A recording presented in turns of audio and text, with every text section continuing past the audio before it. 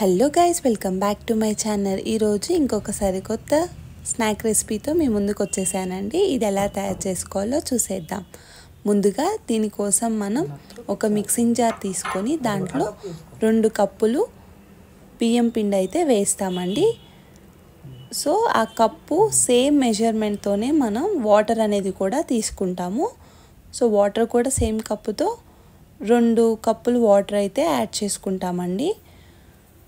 So ఇక్కడ చూసారు కదా. సో యాడ్ చేసేసుకున్నాక దాంట్లో మనం రుచికి సరిపడా ఉప్పు అనేది కూడా వేసేస్తాం ముందుగానే. వేసి అలాగే మనం బటర్ కూడా వేస్తామండి. వెన్నని 3 స్పూన్లు సరిపోతాయండి. నేనైతే గంటితో వేసాను. సో 3 స్పూన్స్ అయితే దానికి కరెక్ట్గా సరిపోతుంది. ఆ తర్వాత అది బాగా బాయిల్ అవ్వనివ్వాలండి. సో ఇక్కడ చూసారు కదా, ఇలా బాగా బాయిల్ అయిపోయాక మనమైతే ముందుగా తీసి పెట్టుకున్న పిండిని దీంట్లో యాడ్ చేస్తామండి. సో యాడ్ చేసి నీట్గా కలిసేలాగా మిక్స్ చేసుకోవాలి.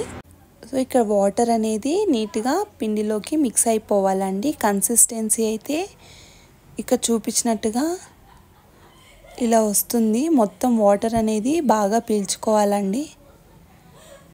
మరీ ఎక్కువసేపు బాయిల్ అవ్వాల్సిన అవసరం లేదండి. ఇలా నీట్గా మిక్స్ చేసేసాక స్టవ్ అనేది ఆఫ్ చేసేసుకోవచ్చు.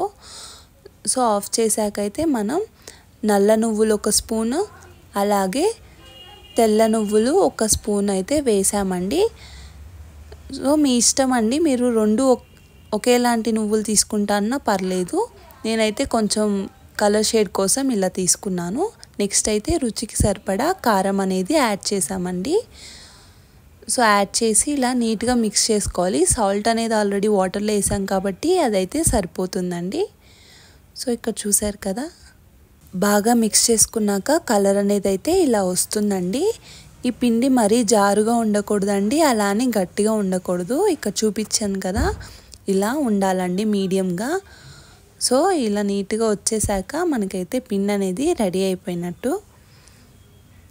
సో ఇలా బాగా మిక్స్ చేసుకోవాలి. ఇంకా నెక్స్ట్ వాటర్ అనేది ఇంకేం కలపాల్సిన అవసరం లేదండి. ఆ వాటర్ అయితే కరెక్ట్గా సరిపోతుంది. నెక్స్ట్ అయితే ఇలా మనం నీట్గా చిన్న చిన్నవి ఒత్తుకుంటామండి. మనకైతే ఇది మరీ మందంగా రాకూడదండి. ఒకవేళ ఎడ్జెస్ మందంగా వచ్చినా అలా చేత్తో నీట్గా పల్చగా చేసేసుకోవాలి. సో ఇలా చిన్న చిన్నవి అయితే మనం చేసుకుంటాము.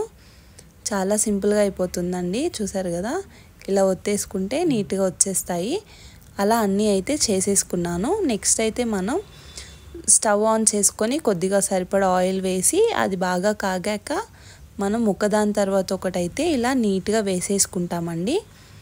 ఇవైతే అంటుకోదు ఒకదానికొకటి. సో అన్నీ కలిపి వేసినా పర్వాలేదు. చూసారు కదా, ఇలా నీట్గా వేసేసుకున్నాము. చక్కగా బాగా వస్తాయండి ఇవి కరకర. సో మనమైతే అలా అన్నీ వేసేసుకున్నాము. సో ఇక్కడ చూడొచ్చు మనకి ఇది ఎలా ఫ్రై అవుతుందో. చూసారు కదా, చక్కగా గోల్డెన్ కలర్లో ఎలా వచ్చాయో. ఇవైతే ఇలా మనకి గోల్డెన్ బ్రౌన్ షేడ్లో వచ్చే వరకు అయితే మనం బాగా రోస్ట్ చేసుకోవాలండి. సో ఇక్కడ మనకి చూసారు కదా, ఇప్పుడైతే రెడీ అయిపోయాయి. ఇంకా మనం ఇది తీసేసుకొని సర్వింగ్ బౌల్లో వేసేయచ్చండి. చూసారు కదా చక్కగా ఎలా వచ్చాయో. అలా అన్నీ నీట్గా అయితే ఇదైతే చాలా సింపుల్ రెసిపీ అండి.